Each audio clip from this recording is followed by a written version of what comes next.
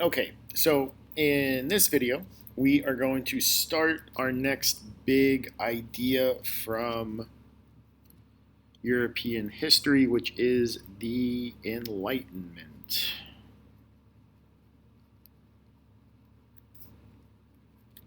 So when we think about the Enlightenment, in this video, we're going to talk about some of the context and background.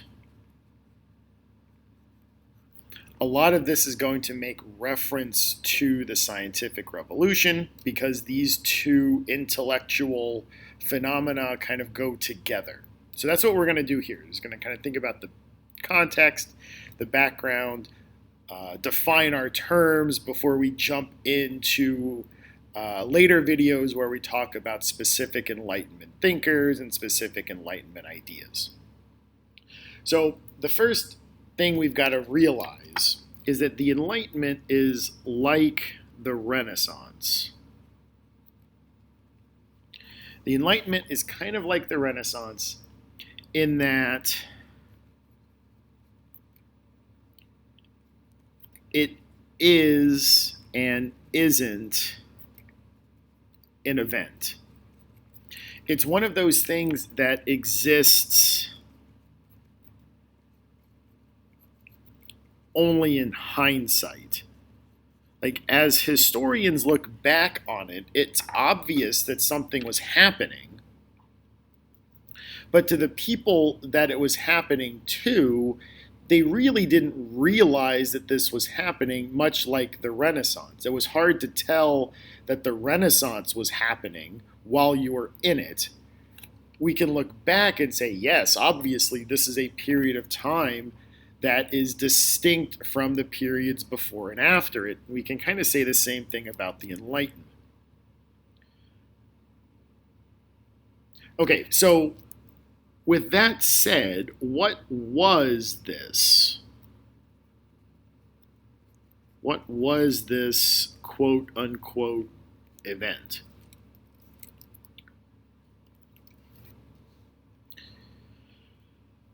So it's definitely an intellectual movement.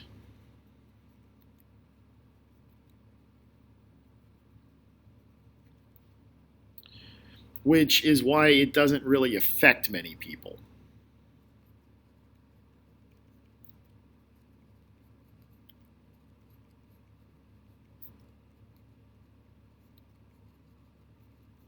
Most people, the Enlightenment was not a thing. It's an intellectual movement that focuses on new sources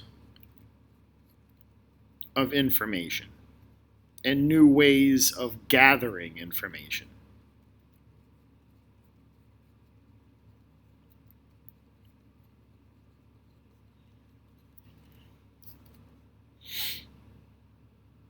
It's going to focus on things like empiricism, like being able to prove something with facts and data. Skepticism, the idea that we shouldn't trust what our eyes tell us, we should prove things. And human reason. This is where we're going to get our information from scientific data, proving what we can prove, and using human reason as a guide.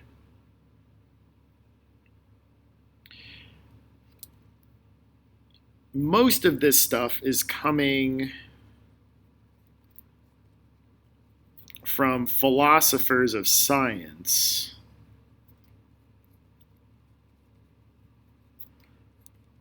like Descartes or Bacon and their contributions to the scientific method. So a lot of the Enlightenment is using the scientific method or using science to help with all parts of society, not just science. Now, this differs from previous time periods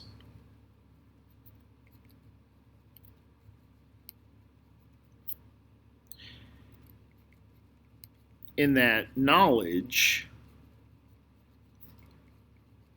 used to come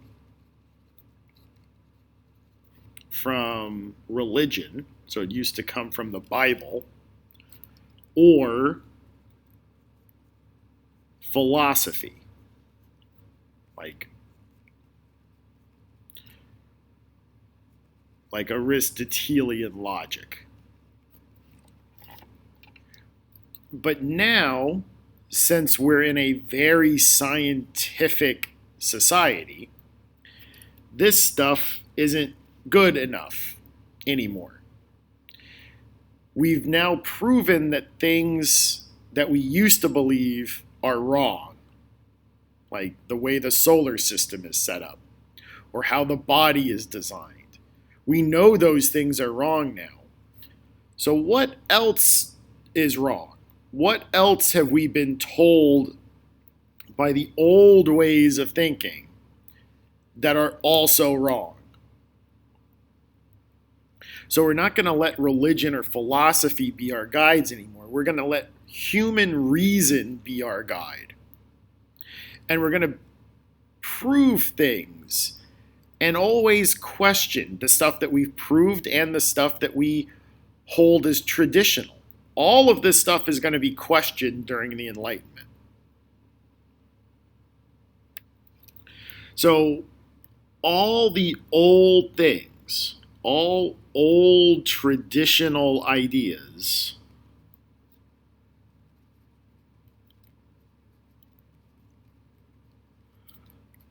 are going to be questioned. We're going to keep questioning the church. We're going to question absolute monarchy.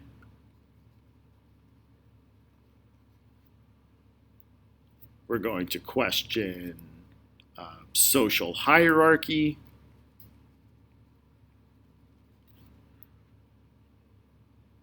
We're going to challenge gender roles and education.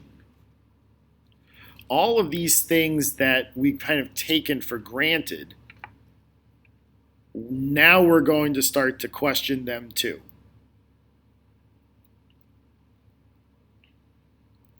So there are a lot of Enlightenment topics.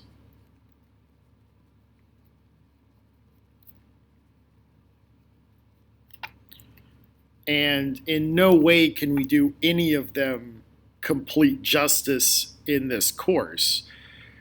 But we're going to try to hit on as many of these big topics as we can. Some of them will hit more or less indirectly. Some of them will hit head on. So liberty, progress, society, equality, government, religion, gender,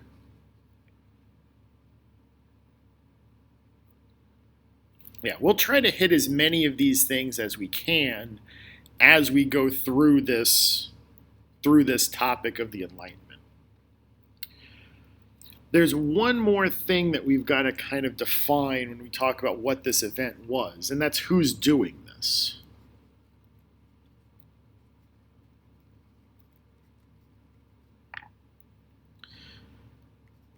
So the most of the thinkers,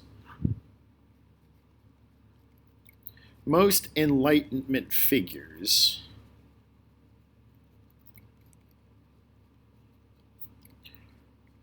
are what we would consider today to be philosophers.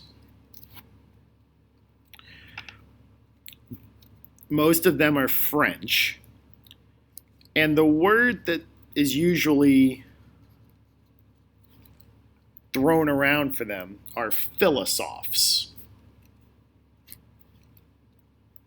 which is kind of the French word for philosopher.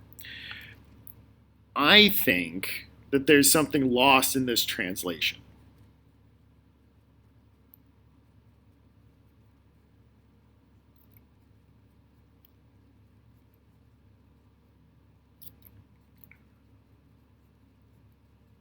Because a philosopher just does philosophy. A philosophe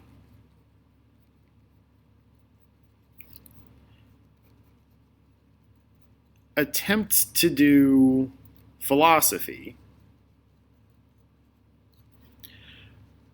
but here's the missing piece, but also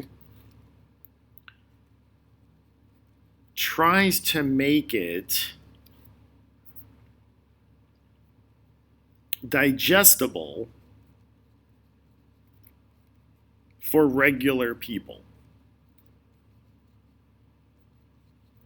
So what they're trying to do is take very complex issues and dumb it down for the rest of us. It's hard for me to think of a modern equivalent of somebody like this. Maybe somebody like John Oliver might be a good example of somebody like this. It takes a very complex idea and tries to make it digestible and relatable to regular people. And so they are philosophers, but I think the idea of being a public intellectual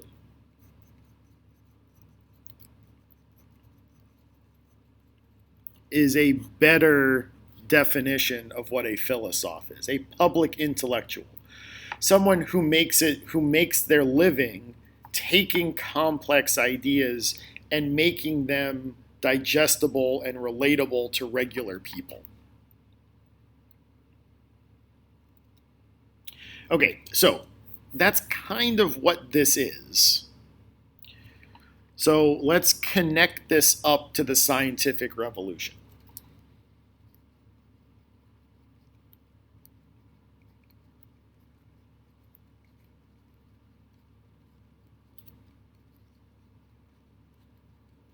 Because the Enlightenment is definitely the logical successor to the scientific revolution. And I think the best place to start here is to start with Isaac Newton.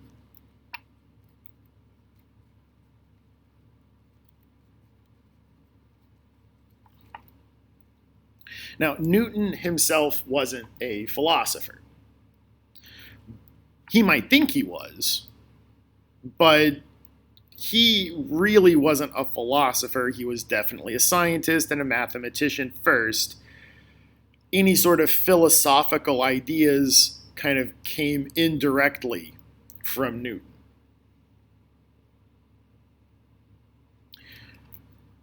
But a lot of Enlightenment figures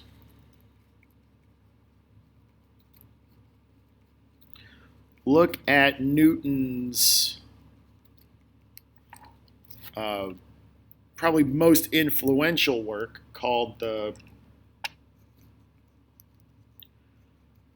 Principia Mathematica.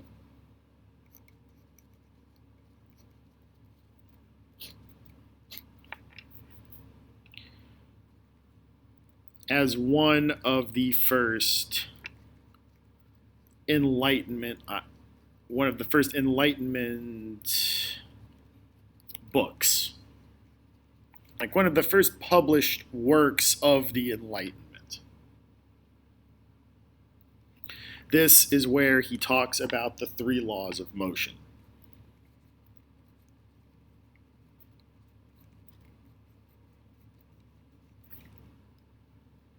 Now, the three laws of motion have really nothing to do with the Enlightenment per se. It's more about how the three laws of motion were presented. These are three really succinct, easy to understand rules for how everything in the universe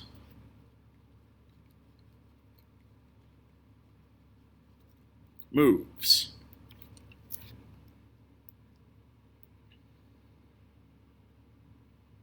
So what the philosophes are going to try to do is, if Newton can do that,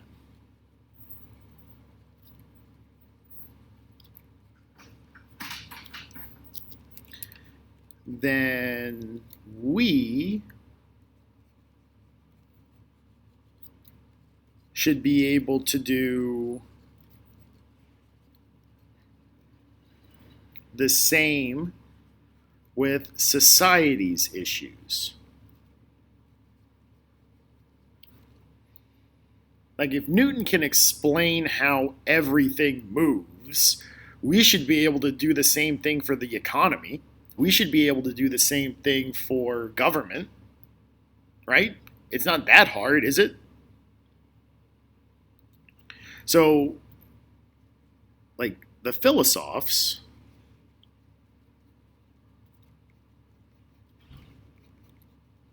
will attempt to use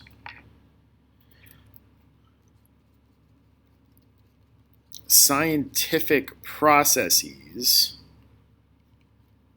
to address these issues, like a scientist would.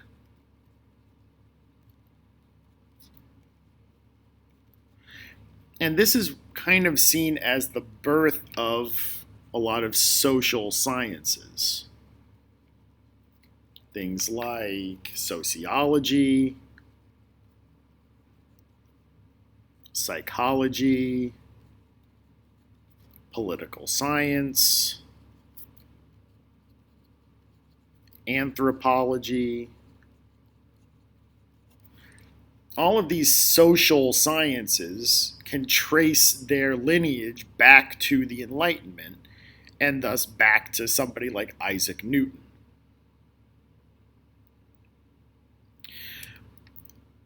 Additionally, a lot of these Enlightenment ideas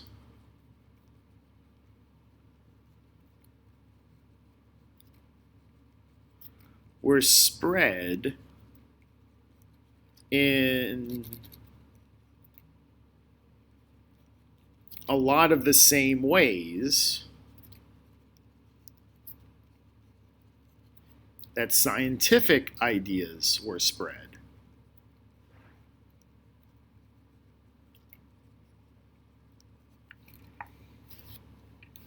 So things like scientific societies,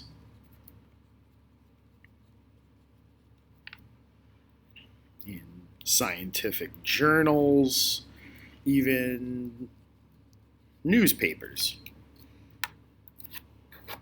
So we're seeing we're seeing Enlightenment ideas spread in the same places that we would also see scientific ideas spread.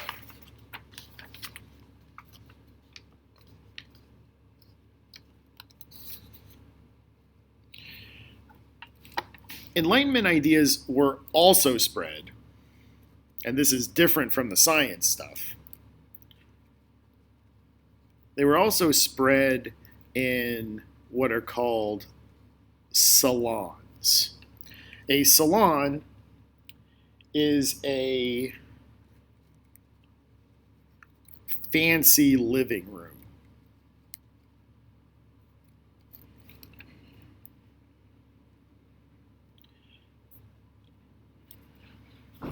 And in these salons, rich people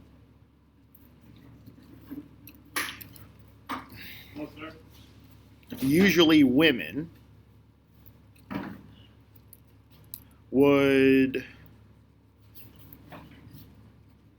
host gatherings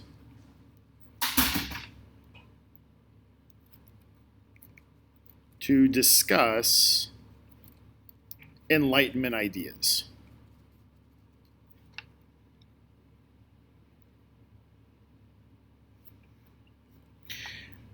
Because women were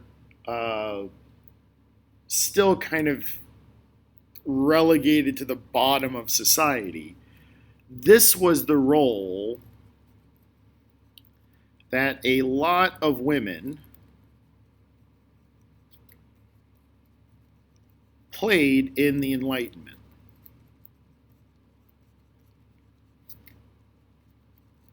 Kind of as facilitators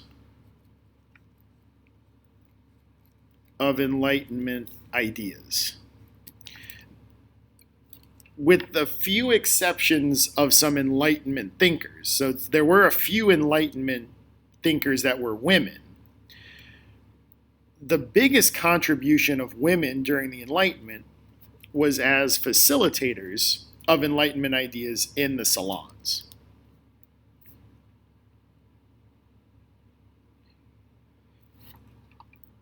Another place that Enlightenment ideas were spread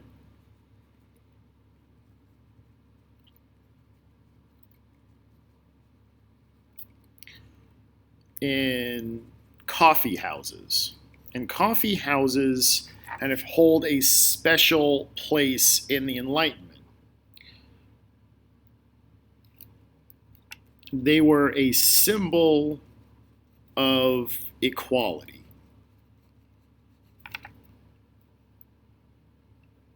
Anyone could go there.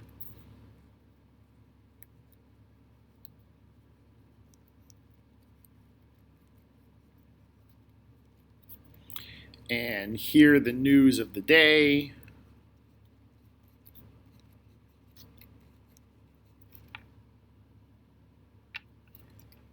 Whether you were rich or poor.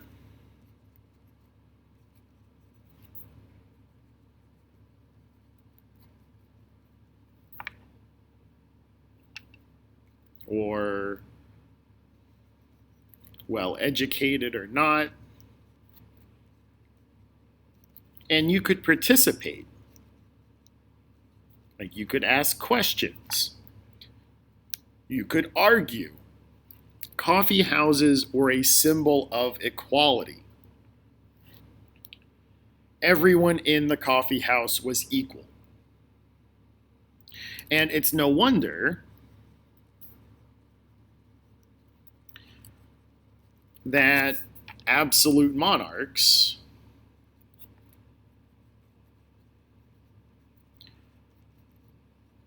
attempted to outlaw coffee houses.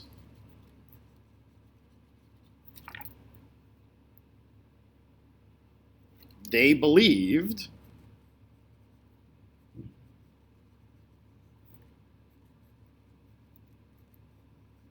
that they spread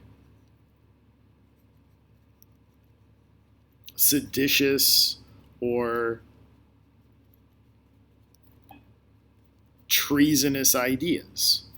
And to an absolute monarch, an idea like liberty or equality or government reform were seditious ideas. They were treasonous. So it's not surprising that they would want to try to get rid of them.